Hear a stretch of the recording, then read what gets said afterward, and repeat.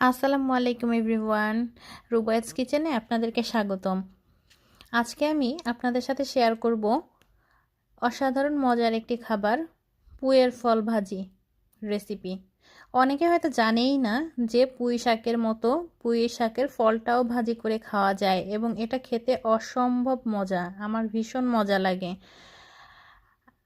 আমি জানি না আপনারা সবাই খেয়েছেন কিনা। যদি কেউ না খেয়ে থাকেন তাহলে ভিডিওটা দেখে একবার হলেও অন্তত ট্রাই করবেন, এটা অনেক বেশি মজার খাবার। তো প্রথমেই আমি পুঁই শাকের ফলগুলো এবং সাথে পাতাও ছিল মিডিয়াম সাইজ করে কেটে নিচ্ছি। আমি অনেক ভিডিও দিয়ে থাকি, রান্নার অনেক ইজি টিউটোরিয়াল দিয়ে থাকি, সামনেও ইনশাল্লাহ দিব। আপনারা যদি আমার চ্যানেলটি সাবস্ক্রাইব করে না থাকেন তাহলে সাবস্ক্রাইব করে দিবেন, আর ভিডিওটি ভালো লাগলে অবশ্যই লাইক করবেন। আর যারা ইতিমধ্যে আমার চ্যানেলটি সাবস্ক্রাইব করেছেন তাদেরকে অসংখ্য ধন্যবাদ। সাবস্ক্রাইব করে আমার সাথে থাকুন, সাপোর্ট করুন। আমি অনেক সুন্দর টিউটোরিয়াল দিব, অনেক ইজি রান্না। যারা একদমই রান্না পারেন না তাদের কাছেও মনে হবে যে রান্নাটা ভীষণ ইজি, আমি পারবো। তো আমি এই তো কেটে নিচ্ছি পুঁই শাকের ফলগুলো। তো এর সঙ্গে আমি নতুন আলু দিতে পছন্দ করি। তো এখন যেহেতু শীতের মৌসুম, পুঁই শাকের ফলটাও সাধারণত শীতের ঋতুতেই পাওয়া যায়, অ্যাভেলেবেল থাকে বাজারে।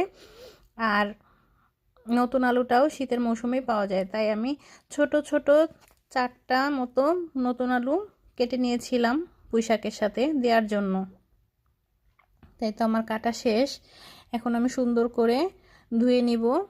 ধুয়ে নিয়ে স্ট্রেনারে পানি ঝরতে দিব। আর এইদিকে আমি কড়াইটা রেডি করব। আমার মতো কার কার পুঁইয়ের ফল ভাজি পছন্দ এটা কমেন্ট করে জানাবেন।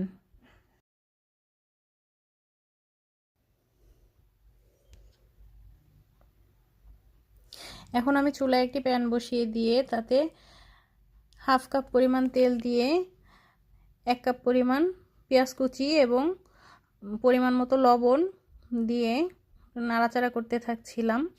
তারপর দিয়ে দিলাম 10-12টা মতো কাঁচা মরিচের ফালি দিয়ে একটু নাড়াচাড়া করতে থাকবো। এগুলো একটু নরম হয়ে আসলে এর মধ্যে দিয়ে দিব পুঁই শাকের ফলগুলো, কেটে রাখা পুঁই শাকের ফলগুলো দিয়ে দিলাম।